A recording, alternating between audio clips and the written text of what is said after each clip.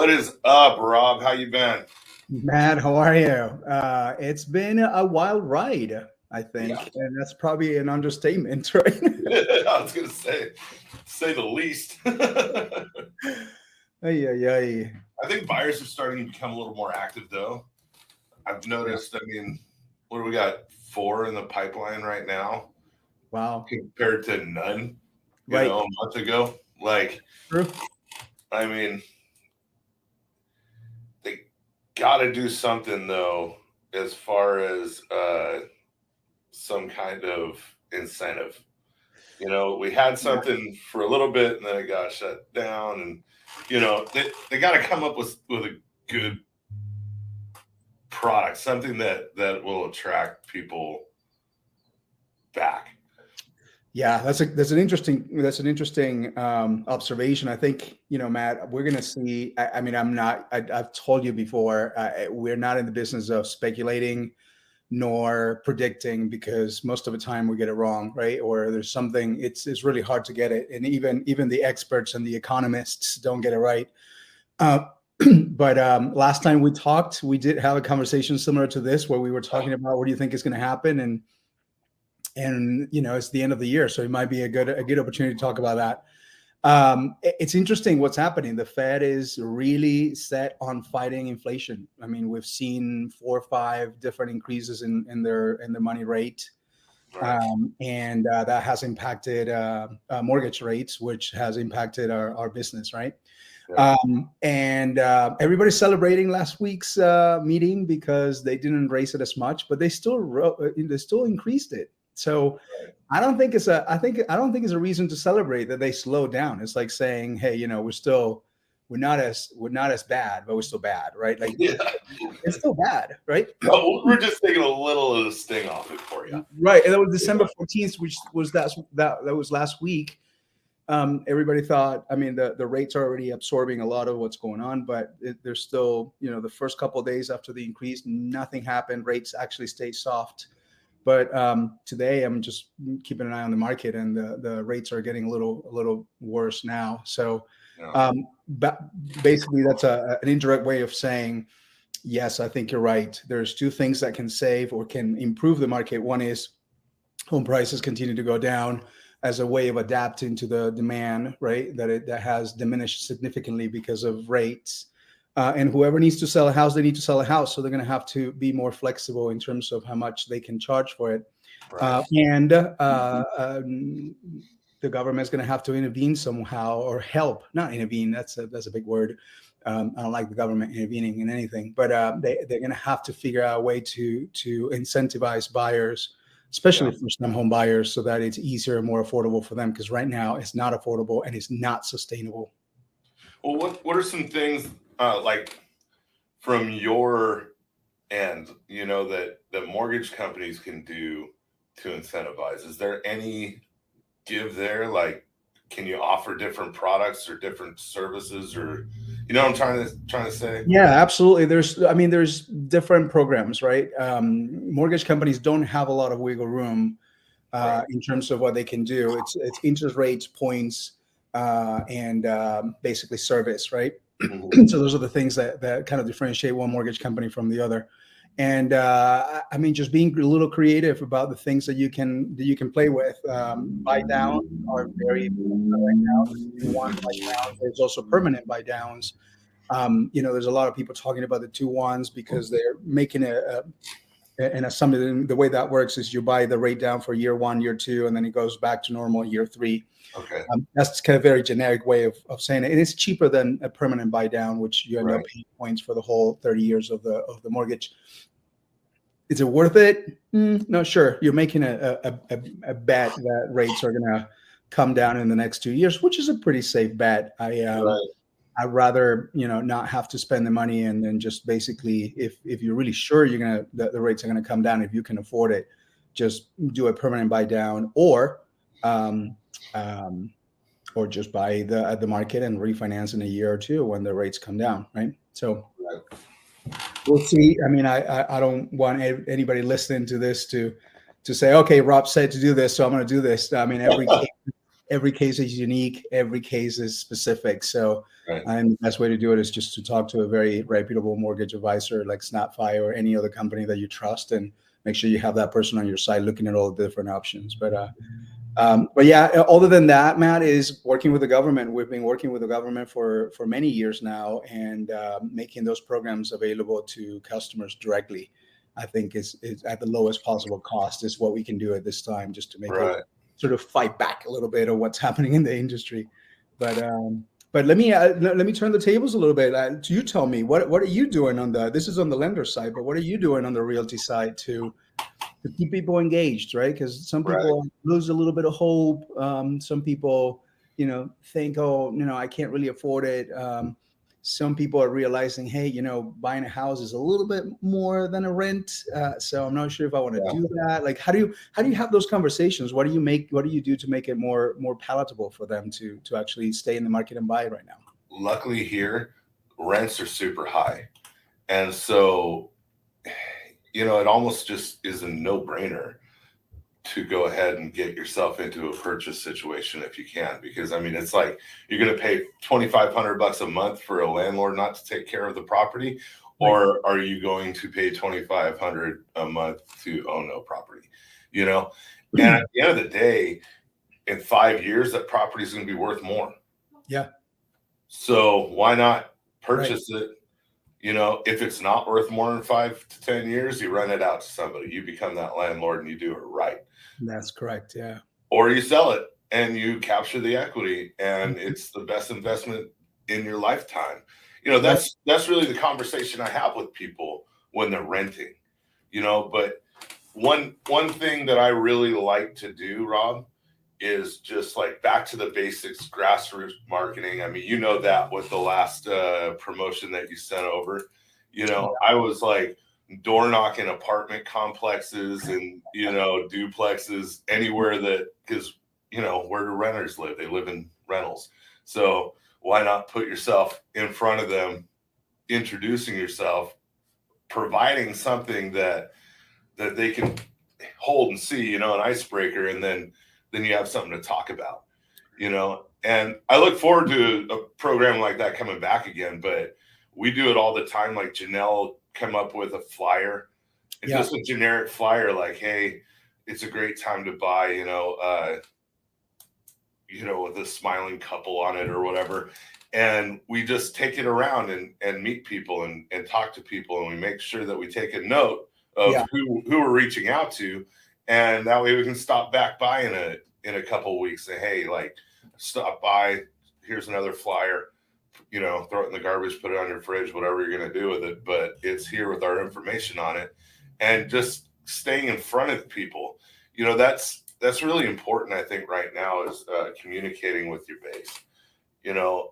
Anybody, and this goes not just for realtors, right? Like, this is anybody in sales. So your loan officers, same thing. They've got to stay in front of their base. They've got to be reaching out to their sphere of influence on a daily basis. Something like email a Christmas card or text message somebody a Christmas card, saying Merry Christmas. Yeah. Janelle's been doing that. She's been going through our database of like 1,000 people and personally with her thumbs sending the text message out to everybody. And she's been getting great responses because everybody wants to hear Merry Christmas. They know who we are. Yeah, that's so true, Matt. That's so true. And I think at the end of the day, it's adding value, right? Like, we're fighting against inertia, and inertia is people keep doing what they're familiar with, and people who are renting, they just keep on renting because that's easy, as familiar. And it's scary, like looking at numbers, getting pre-approved for a loan, looking at houses. Just the whole idea of owning a home just feels like a big responsibility to some. So that's what we're fighting. We're fighting with inertia. And to when you're fighting with that kind of consumer inertia, you have to be in front of them constantly, reiterating the value of owning a home, the benefits of, it might be a couple $100 more than the rent that you're paying for, but it's your house and it's your equity, and you're separating yourself from from the renters that would continue to rent for many years to come and continue to make a landlord rich. I am a landlord myself, so I would like for them to continue to rent, but at the same time, I know that's not sustainable and it's not healthy for a financial future. So Right. I like your idea. My tip for the day on follow up and follow through is block it. Block the time during the week consistently, 3 Right. hours, 4 hours, whatever it is, to touch on yes, robots can do a lot. Yes, automation can do a lot. I do a lot of automation myself, but it doesn't replace the human touch and it doesn't replace the human connection.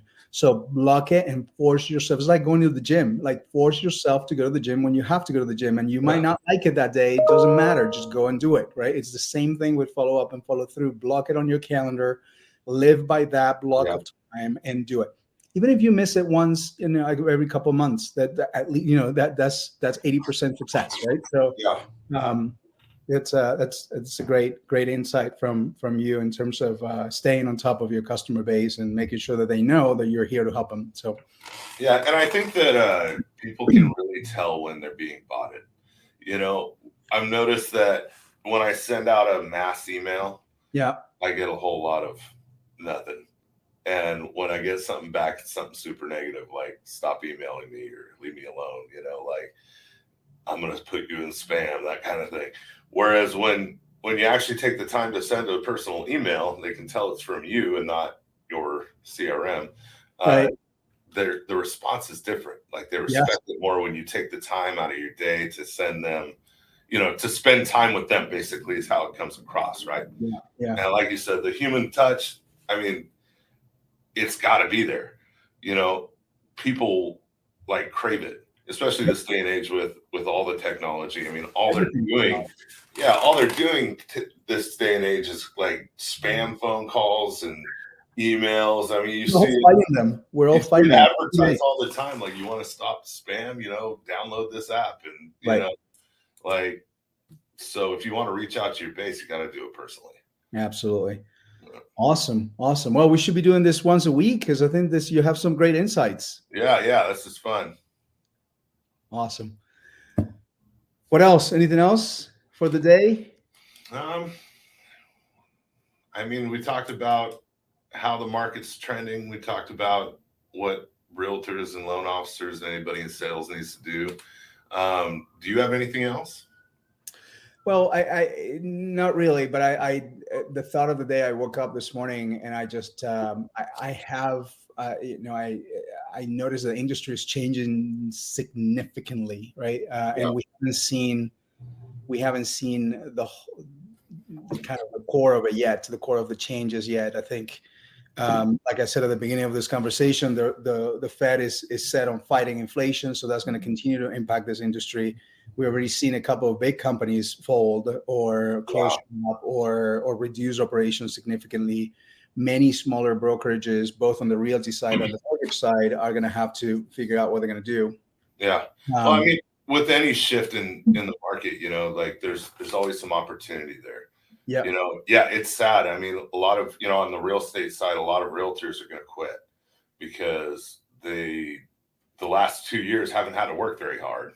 Yep. It's pretty easy to get on a phone call with somebody and score a listing when the prices are like $130,000 overinflated, but now that they're not, and you've got to really work hard to find that buyer that wants to buy, and you're not working as much with listings as far as we did last year and the year before. A lot of people don't want to get on the phone, don't want to knock on doors, don't want to do all those super basic stuff. Yeah, our CEO says everybody's working twice as much for half the results. So you're absolutely right. I think it's going to be a natural cleansing, if you will, of the industry in terms of those who are not effective, who are not here to work and really help people, are going to have to find their way out. And I'm already seeing it. We already had a couple of our loan officers who decided to find something else to do, which is, I get it. I no disrespect to anybody. I think it's absolutely natural. Like people start thinking about what they want to do with their lives and whether they're going to stay in the industry when the industry's tough. And but I think that effect is going to be pretty significant, and we're going to see it in the first quarter, which is typically the low season for us. So Right. and for you guys as well. So we'll see what happens. What I do know is that this is not sustainable, which No. it leads me to believe there's better days ahead. The question Absolutely. is when would that happen? When would that start turning? Is it at the end of the winter, at the beginning of springtime, or is it going to be in the summer? We'll see. But we're here to stay. Sounds like you guys are too. So Yeah. And I was going to say, like, in the meantime, it's just a fun time for us to find opportunity. And I mean, buyers have, good news is that buyers have more negotiation power. I mean, it's a whole lot more fun having a conversation with a buyer when they're actually stoked about buying something, because they can say, yeah, I don't really want to spend that, or yeah, I'll give you full price, but we're going to need a $12,000. And that is a great thought to close today's conversation, Matt. I think it's a great thought to kind of finish this in a very positive note, which is if you and I always tell my our customers when they say, hey, is this the right time to buy? Is this the right market?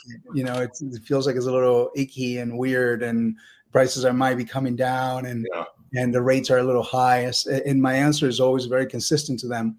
The best time to buy is when you are able to buy, not when the market is perfect. Because guess what? When people try to time the market, most of the time they come on out on the losing side, because it's almost impossible to time the market. So they have purchasing power. They do have leverage. They do have the ability to negotiate, and all those things are positive. So if you can sustain a little bit of the higher rates that we have for the next year to come, there's going to be a refinance at some point. There's going to be just focus on being able to afford that monthly payment. As long as you are, and no loan officer should get you into a loan that you can't afford it. It's illegal, right? But if you can afford it at for a year or two to come, then go for it. Get the house, and then readjust later. I think is a very positive way of ending this conversation today. For sure. Hey, thanks for coming on, Rob. We'll talk to you soon. Awesome, Matt. Thank you for having me. All right. Take care. Bye-bye.